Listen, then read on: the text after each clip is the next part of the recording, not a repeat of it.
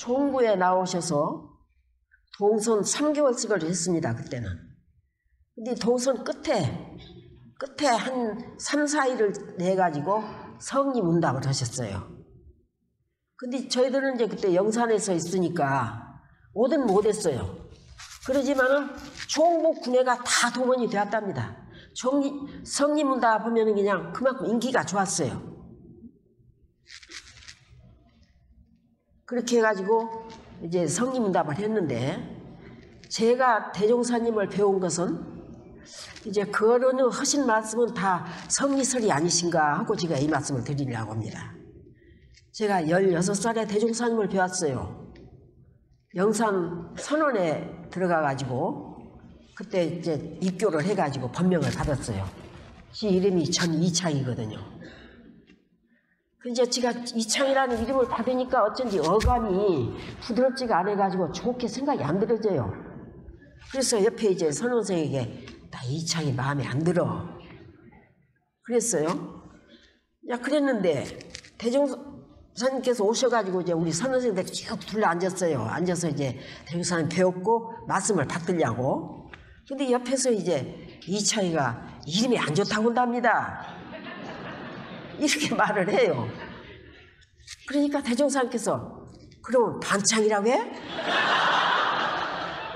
그러셔요. 그러시더니 이창이 좋다. 야, 영육을 쌍전해야지. 이사를 병행해야지. 하나만 하면 쓰겠냐?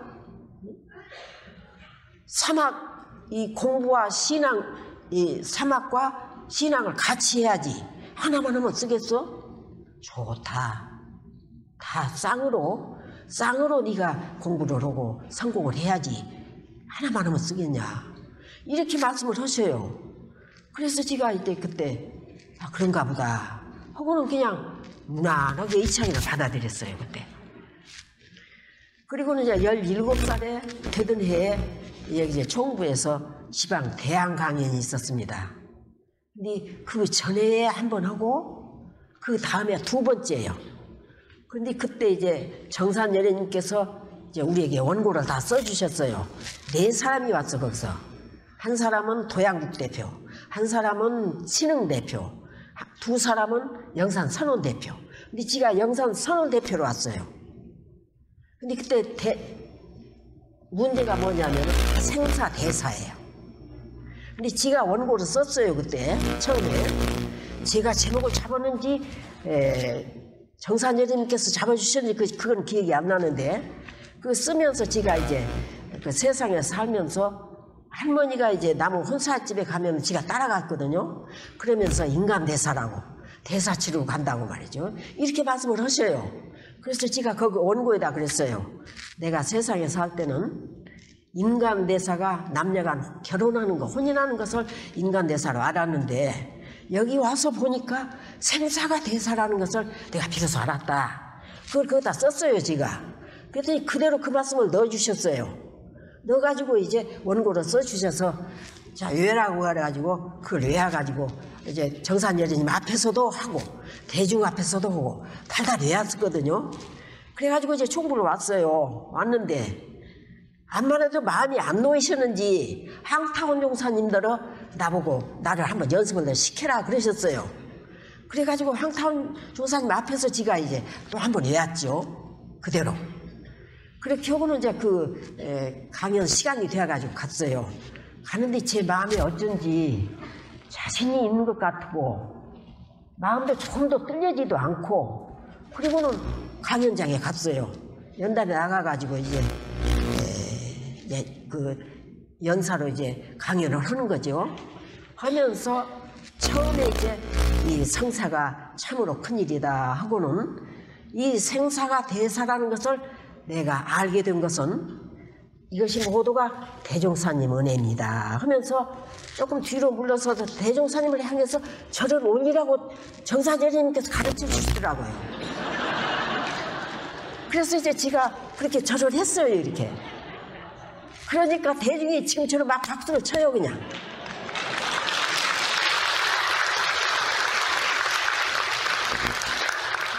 그렇게 해서 이제 그거 다 마치고 나오니까 대종사님께서 그때 다 채점하시고 강평하시고 그러셨어요.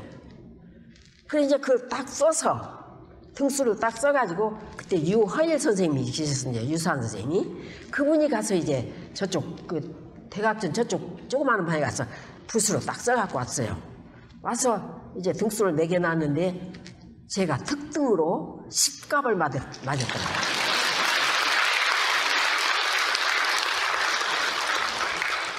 그러시면서 이제 강평을 하시는 거예요.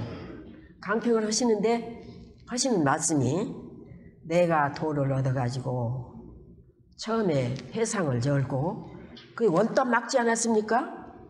원답을 막을 때 이제 나가서 이제 일을 다 팔구이님들이 다 일을 하시고는 저녁에 들어와서는 이제 밥을 먹고 또 공부를 하신다고 말이죠. 공부를 하시는데 그때 이제 다 수상이었습니다. 대종사님 우애예요. 다 나이가. 그러니까 손 아래죠. 대종사님이. 그런데 이제 앉아서 이제 등불을 켜고 앉아서 이 얘기도 하고 하는데 그때 그 제자들이 팔구인 제자들이 어떻게 앉았냐면은 혹은 담배도 피우고 그 앞에서 혹은 다리 이렇게 겨는 거 있죠. 이거 양밤다리. 이건 어른들 앞에서는 안 하는 거예요. 이게. 그런 다리를 이렇게 꼬고 앉아서 그렇게 한다 그 말이죠. 그것을 볼 때 내가 언제 저 사람들을 잘 가르쳐가지고 정말로 스승으로 법을 받드는 제자가 될까. 그렇게 내 마음 가운데 그런 그 걱정이라고까 안심이라고까 그랬다. 그랬는데 아니 오늘날 저렇게 조그마한 것 입에서 생사대사라는 큰 법문이 나와. 그러니 내 마음 가운데 참으로 좀 행복이라고까 마음이 숙연해진다. 그러시면서 숙연한 태도를 보시더라고요. 그래 대중이 다 숙연해졌어요 그때. 그렇게 하고 그 다음 날 이제 우리가 영산에서 온 직원들이 다 이제 배우러 갔습니다. 집을 떠나려니까. 떠나려고 이제 인사하러 가서 다 절을 했죠. 절을 하고 이렇게 배우니까 이창이 너 꼴이 날까? 꼴이 날라 그러신다고 말이에요. 뚝뚝을 했으니까 꼴이 날까 싶다 그 말이죠. 그래서 그때는 아무 멍사도 모르고 그냥 하시는구나 하고 그냥 나왔어요. 근데 이제 지금 생각해 보면은 이창이라는 이름도 하나도 지가 다 모든 것 같고 꼴이 날까 싶다 하셨는데 역시 꼴이 나고 이제까지 살았는지도 모르겠다 그 말이죠. 그래서 그거로는 정말로 나를 보시고 해주신 말씀이 그 한 말씀 하신 말씀이 나를 깨우치신 말씀이었는데 내가 근기가 둔해가지고 그렇게 못했구나 하는 것을 제가 느낍니다 지금. 그래서 이 말씀을 드려요.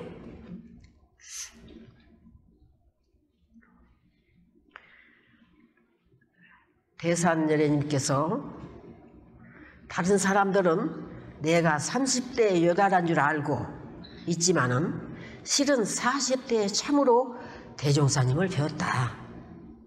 교존대의 등 법문을 정리하면서 참으로 배웠다 하시고 대종사 대중에게 중근을 대종사님께서 대중 앞에서 이제 대중 이렇게 법회를 보시면서 중근을 조심해라. 이 가운데도 중근이 있다. 중근에 걸린 사람이 있다 그 말이죠. 그러니 조심해라. 그래갖고 나오셔가지고는 그 자리에서는 안 하시고 대거 너도 중근에 걸렸어. 그러니 조심해라. 그러시더라는 거예요. 그러니까 나는 공부가 다 된 줄 알으셨는데 중근이라니 말이에요. 억장이 무너졌던 거예요 아마. 내가 3일간을 밥도 못 먹고 잠을 못 잤다. 그 말씀을 한 서너 번 하셔요. 이건 대중 속에서 하신 말씀이 아니시고 그런 말씀을 하시더라고요. 그렇게 그 즉석에서 그때그때 지적을 해가지고 때릴 거 때리시고 키우셨더란 말이에요.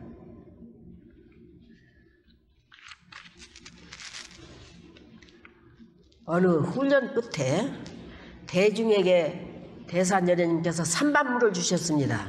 삼반물이 무엇인가요? 혹시 기억하세요? 묵은지수 일주 알으시죠? 무음양지 일편, 음양은 땅 한조각, 뿌리 없는 나무 한 그루, 무음양고, 메아리 없는 겉짜기. 이것을 화두로 주시면서 내가 해와 달이 이렇게 맞닿는 꿈을 뀌었다. 그때 내가 마음이 열렸다 그 말이죠. 그래서 대종사님께 그 말씀을 여쭈었대요. 그러니까 대종사님께서 너 혹시라도 그런 소리 하고 다니지 마라. 입을 딱 막으셨다고 말이에요. 그래가지고 말씀을 못 하셨대요. 안 하셨어. 근데 어머님이 이 삼반물을 물으시더래요. 그런데 대종사님이 입을 막으셨기 때문에 내가 그 의심을 풀어드리지 못해서 내가 죄송하다. 그 말씀을 그때 하셔요. 그래서 그렇게 그런 어른도 또 대종사님께서 성리에 대해서는 말을 막으셨는데 누가 감히 말을 하냐고 말이죠.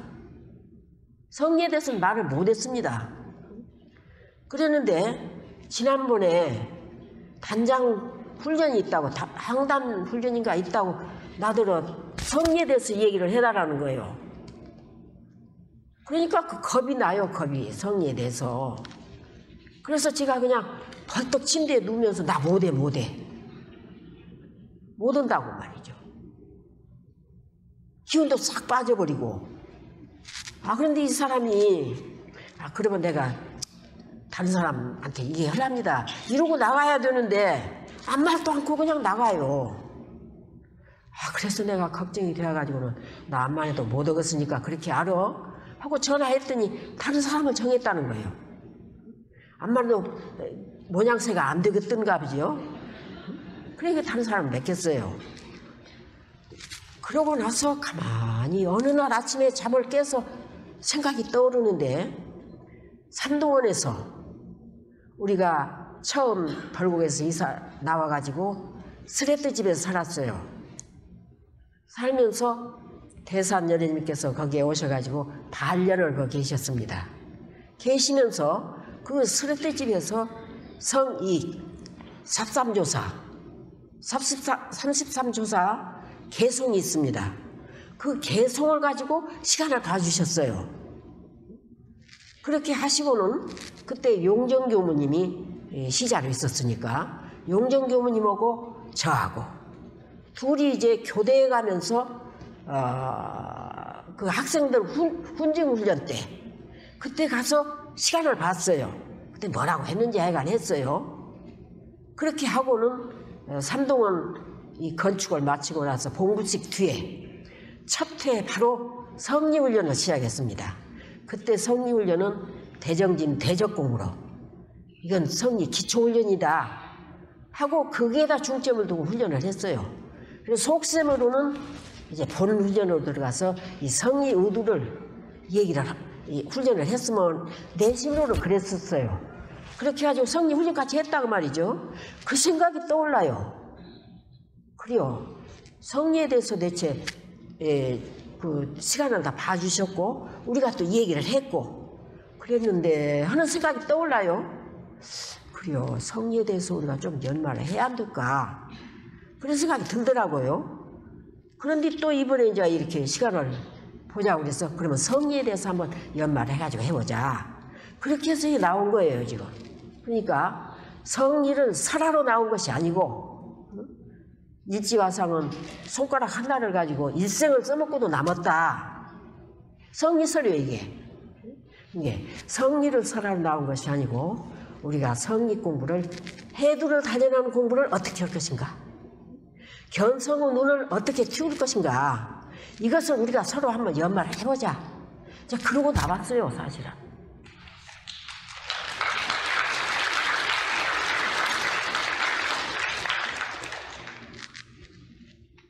그 다음에는 의두연마입니다. 의두연마.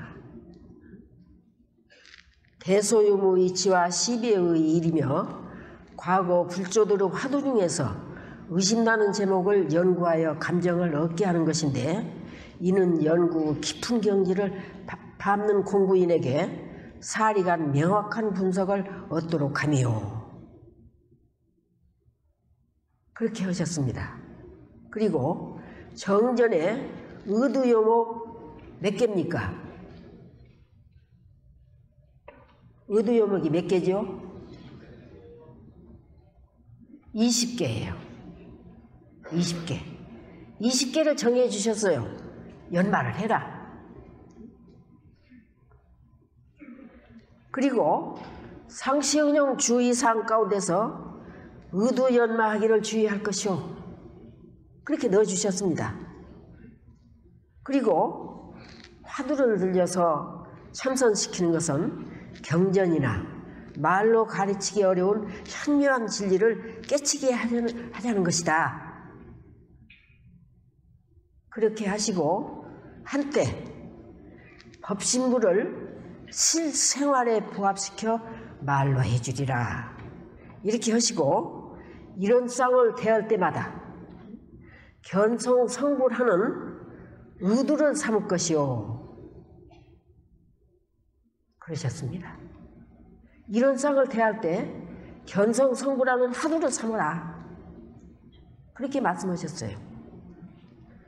그리고 대산절애님께서는 이런 쌍으로 견성성불하는 화두를 삼고, 이 대종사님 하신 말씀을 그대로 지금 하셨어요. 그리고 늘 해두를 단련해서 지혜력으로서 청정법신부를 찾아갈 것이요. 그러시고 교단 백년 작공실 화두를 내리셨습니다.